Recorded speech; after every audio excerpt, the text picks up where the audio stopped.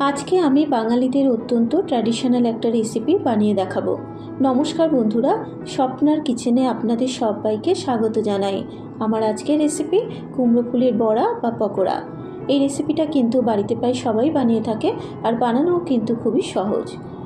সন্ধেবেলা চা বা কফির সাথে স্ন্যাক্স হিসাবে বা ভাত ডালের পাশে এই কুমড়ো ফুলের বড়াটা খেতে কিন্তু দারুণ লাগে। আশা করি রেসিপিটা আপনাদের ভালো লাগবে। যদি রেসিপিটা আপনাদের ভালো লেগে থাকে অবশ্যই ভিডিওটাকে একটা লাইক, কমেন্ট, শেয়ার করে দেবেন।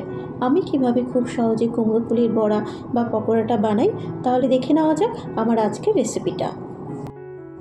কুমড়ো ফুলের বড়া বা পকোড়া বানানোর জন্য এখানে নিয়েছি 10টা কুমড়ো ফুল। আর কুমড়ো ফুলটাকে আমি আগে থেকেই পরিষ্কার করে জল দিয়ে ধুয়ে রেখেছি। এবারে কুমড়ো ফুলটাকে বেছে নেব। কুমড়ো ফুলের গায়ে যে বৃন্তটা আছে সেই বৃন্তটাকে কিন্তু ফেলে দেব। আর কুমড়ো ফুলের ভেতরে যে একটা শক্ত কাঠির মতো অংশ থাকে সেই অংশটাকেও কিন্তু ফেলে দিতে হবে। কাঠিটাকে ফেলে দেবার পর এবার বোটাটাকে আমি এইভাবে একটু ছিঁড়ে দিলাম। ঠিক এইভাবে কুমড়ো ফুলটাকে বেছে নিলাম। এই একইভাবে কিন্তু প্রত্যেকটা কুমড়ো ফুল আমি বেছে নেব।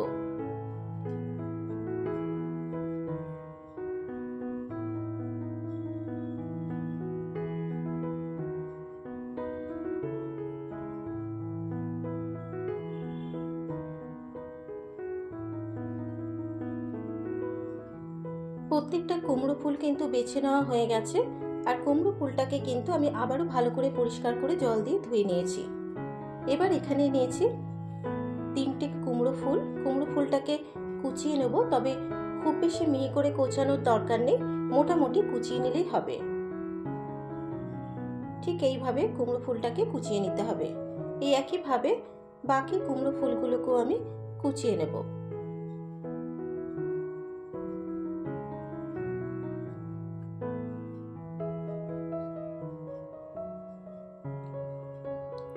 প্রত্যেকটা কুমড়ো ফুল কিন্তু কুচিয়ে নেওয়া হয়ে গেছে। এবার কুমড়ো ফুলটাকে একটা বাটির মধ্যে তুলে রেখে দেব। এবারে এখানে নিয়েছি একটা মাঝারি সাইজের পেঁয়াজ। এবার পেঁয়াজটাকেও কিন্তু মিহি করে কুচিয়ে নেব।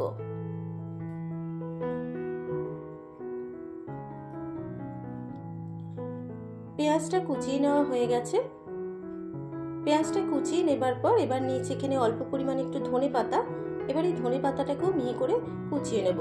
তবে ধনেপাতাটা যদি আপনাদের অপছন্দ হয় আপনারা কিন্তু নাও দিতে পারেন। তবে ধনেপাতা যদি দেওয়া হয় তাহলে কিন্তু কুমড়ো ফুলের বড়াটা খেতে খুবই ভালো হয়। এবার এখানে নিয়েছি 4টে কাঁচা পাকা লঙ্কা। এবার লঙ্কাগুলোকেও মিহি করে কুচিয়ে নেব। তবে ঝালটা আপনারা আপনাদের নিজেদের স্বাদ অনুসারে কিন্তু অ্যাড করবেন। এবারে কুমড়ো ফুল, পেঁয়াজ, ধনেপাতা, কাঁচা লঙ্কাটা কুচিয়ে নেবার পর এবারে এখানে নিয়েছি 3 টেবিল চামচ মতো মুসুর ডাল। আর মুসুর ডালটাকে কিন্তু আমি 30 মিনিট মতো জলে ভিজিয়ে রেখেছিলাম। এবারে মুসুর ডালটাকেও মিহি করে বেটে নিলাম। মুসুর ডালটা বেটে নেবার পর এবার এক এক করে উপকরণগুলোকে দিয়ে দেব। দিয়ে দিলাম 10 থেকে 12টা থেতো করা রসুন, স্বাদ মতো নুন, হাফ চা চামচ হলুদ গুঁড়ো, হাফ চা চামচ জিরের গুঁড়ো, দিয়ে দিলাম হাফ চা চামচ লঙ্কার গুঁড়ো, দেব হাফ চা চামচ কালো জিরে, দেব 1 চা চামচ পোস্ত, দেব মুসুর ডাল বাটা, দিয়ে দেব 2 চা চামচ মতো চালের গুঁড়ো, আর দিয়ে দেব 1 চা চামচ বেসন। এখানে আমি কিন্তু চালের গুঁড়োটা 2 চামচই দিলাম, যদি পরে প্রয়োজন হয় তাহলে পরে দেব। এবারে সবকিছু উপকরণ দেবার পর কুমড়ো ফুলটাকে খুব ভালো মতো করে মেখে নেব। এখানে কিন্তু আমি কোনো জলের ব্যবহার করছি না, যদি জলের প্রয়োজন হয় তাহলে কিন্তু জল দেব।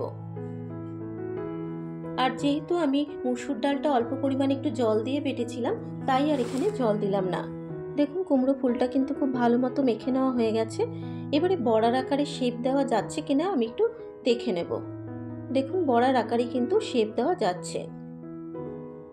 এবারে কুমড়ো ফুলটা সেট হওয়ার জন্য আমি 10 মিনিট ঢেকে রেখে দেব। 10 মিনিট পর এবার কুমড়ো ফুলের বড়া ভাজার জন্য কড়াইতে দিয়ে দিলাম বেশ কিছুটা পরিমাণে রিফাইন্ড অয়েল। তেলটা যখন গরম হয়ে যাবে তেলের মধ্যে দিয়ে দিলাম কুমড়ো ফুলের বড়া। আর বড়াগুলো তেলে ছাড়ার সময় একটু চ্যাপটা করে দেবো, এতে করে কিন্তু বড়াগুলো খেতে খুবই মচমচে হবে। বড়ার এক পিঠ ভাজা হয়ে যাবার পর এবার বড়াগুলোকে উল্টে দেব। এইভাবে উল্টে পাল্টে বড়াগুলোকে কিন্তু গোল্ডেন ব্রাউন করে ভেজে নিতে হবে। তবে বেশি হাই ফ্লেমে দিয়ে কিন্তু বড়াগুলোকে ভাজবো না, কারণ বেশি হাই ফ্লেমে দিয়ে যদি বড়াগুলো ভাজা হয় বড়াগুলো কিন্তু ওপর থেকে পুড়ে যাবে আর ভেতর থেকে কাঁচা থেকে যাবে।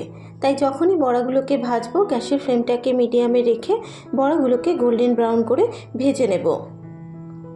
মিনিট 5-6 নাড়াচাড়া করে নেবার পর দেখুন বড়াগুলোর মধ্যে কিন্তু খুব সুন্দর একটা গোল্ডেন ব্রাউন কালার চলে এসছে। এবার এই বড়াগুলোকে একটা পাত্রের মধ্যে তুলে নিলাম।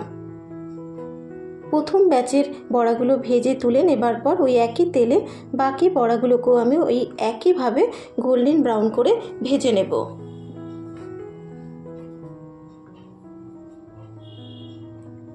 ক্রমাগত নাড়াচাড়া করে নেবার পর দেখুন সেকেন্ড ব্যাচের বড়াগুলোও কিন্তু ভাজা হয়ে গেছে। এবার এই বড়াগুলোকেও পাত্রের মধ্যে তুলে নেব।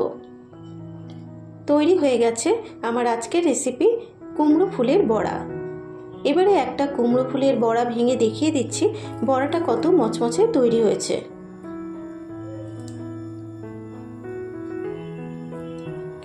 দেখুন বড়াটা কত মচমচে তৈরি হয়েছে।